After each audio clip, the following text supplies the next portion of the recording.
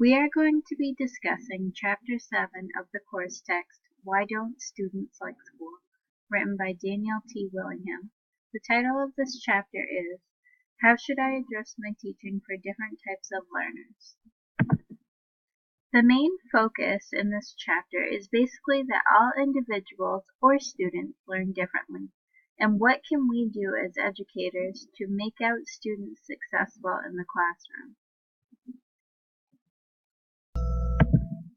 However, we need to do things differently to accommodate our students, but in reality, students are more alike than different in terms of how they learn.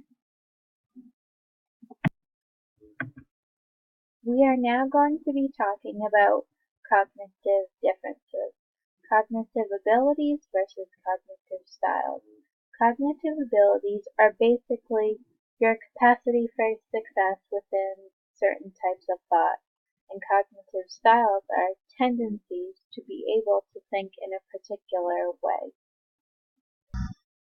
There are many different types of cognitive styles.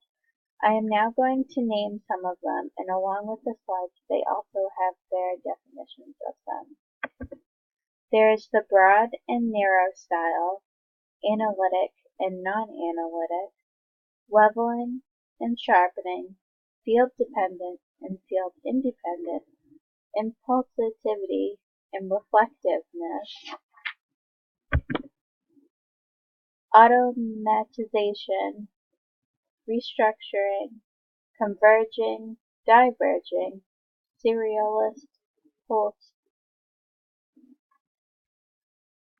adapter, innovator, reasoning, intuitive, visualizer, and verbalizer, and also visual, auditory, and kinesthetic. I'm going to learn about the visual, auditory, and kinesthetic learners theory. Basically, the purpose of this theory is to say that all learners prefer to gain new information in one of these three ways. The first way is vision, which you're seeing. So for instance, if you were teaching in a classroom and you had a student that gained information better by seeing something, possibly putting pictures up on the board would be very helpful to them. The auditory learners is listening to something. So there's a few different ways you could do this. You could possibly make up a song so it could help them remember it, or you could even just do something simple like giving a lecture. Them listening to you and being able to go back and regain that information would help them very much. And the kinesthetic is basically, in a simple way to put it, physical activity. So possibly by having bodily movements in order for you to have them regain information. One thing that I always thought of is somehow coming up with a dance. Like for instance, I worked in a classroom where they made up a dance about remembering all the bones in the body. So that helped a lot of students out very much that preferred this way of gaining new information.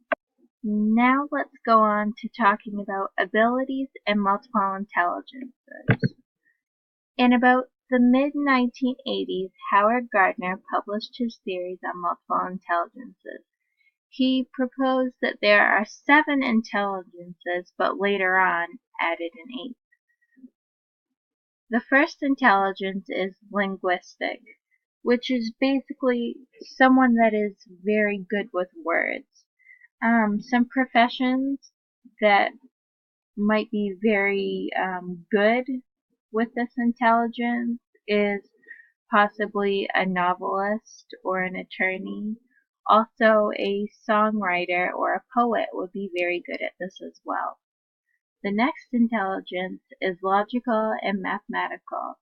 So basically someone that is very good with numbers and math. Some professions that do very well with this intelligence is a computer programmer and a scientist. Bodily kinesthetic also shown earlier that we were talking about is someone who's good with body movement. These can be used in so many ways. So an athlete, a dancer, a contortionist, there are so many people that could use this, that use their bodies every day.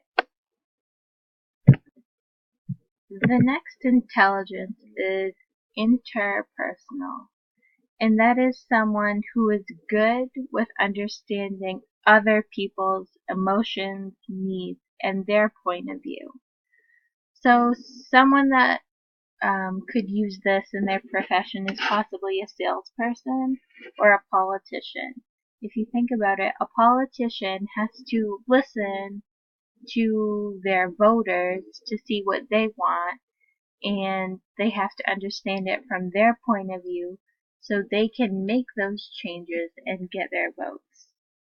The next intelligence is intrapersonal, and that is understanding one person's motivations and emotions. So basically that's really understanding a lot about yourself. And the only profession I could really think of was a novelist, possibly someone who's writing a story about themselves and their life. Now you should also remember, interpersonal is completely different from intrapersonal. Sometimes they're easy to get confused, so just remember inter is one that deals with others, and intra is someone that deals with yourself. The next intelligence is musical, and of course that is someone who loves music and really appreciates it, and it really connects with their emotions. So obviously you can have a performer or a composer. So whether it's a piano, guitar, drums, anything, they have a very musical intelligence. Naturalist is the next intelligence we're talking about, and that is someone who really knows a lot about nature and really understands it and can identify with it. A naturalist would be very good at this, and so wouldn't a chef, because if you think about it, chefs use a lot of natural ingredients such as local, fresh grown fruits and vegetables. Another profession I was thinking about that could go very well with this intelligence is possibly like a game warden. They have to know about their areas and what kinds of different things are in their area. The next and last intelligence is spatial, and that is basically someone who is good at using the space around them. So they know exactly where to put things, and they can just really envision it in their mind. An architect and a sculptor are very good at this, because an architect, they are looking around and they are trying to figure out where certain things should be, especially in a house, building, etc. And a sculptor, they really have to envision what they are making, so they kind of have an idea beforehand before their creative juices get flowing and they have their final product. So basically there are three claims that come with these intelligences. And the first claim is the list on the table is one of the intelligences, not abilities or talents. So basically, these are things that come natural to people, and it's not something that you can just pick up and learn how to do. Like personally, me, I am very much one of the linguistic types. I love to write, I love to read, and I feel as if I'm very good with words. The second claim is that all 8 intelligences should be taught in school. I personally think that this is very important, because when you're in school, you're not exactly sure of how you're good at learning. And hopefully this can help you figure out different ways in which you are good at learning and what things you are good at. So hopefully it can be helpful and successful to you when you're trying to get your education.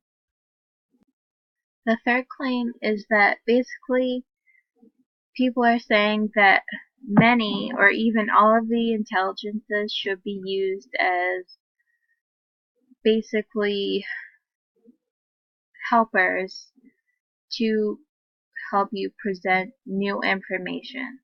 So a lot of people think that where there are so many different types of students and they all learn differently, then you should somehow find different ways, especially with these 8 intelligences, to basically do a lesson with them. But in fact, that can be very hard because you don't always have the time. But there are going to be times when you can incorporate all of them and kind of do a refresher. And if you keep doing them, it will be more likely to stick with them doing all the various types of intelligences. So I think we all can agree that a lot of these intelligences we can really benefit from, and a lot of these we're going to use in our daily life. So linguistic, you're going to be reading and writing every day, whether it's reading a book, reading an application, or even reading signs on the street. Also writing down, let's say if you work in a restaurant, writing down orders or writing down notes if you're in a business meeting. Logical and mathematical, you do math. So this means you're going to have bills. While you work, you could work with a cashier. So you will be using numbers. And bodily kinesthetic will help you really take care of your body and your health. Interpersonal, you're going to have to communicate with the public, which is something that we should be doing all day, every day. So the implications for the classroom are: think in terms of context, not in terms of students. Change promotes attention. Also, there is value in every child, even if he or she is not smart in some way. And last but not least, do not worry and save your money. We have now come to the end of Chapter 7.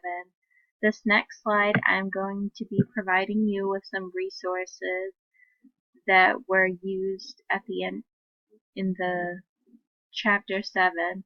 Also, me and Brittany have done this slideshow, and I will put down our references as well.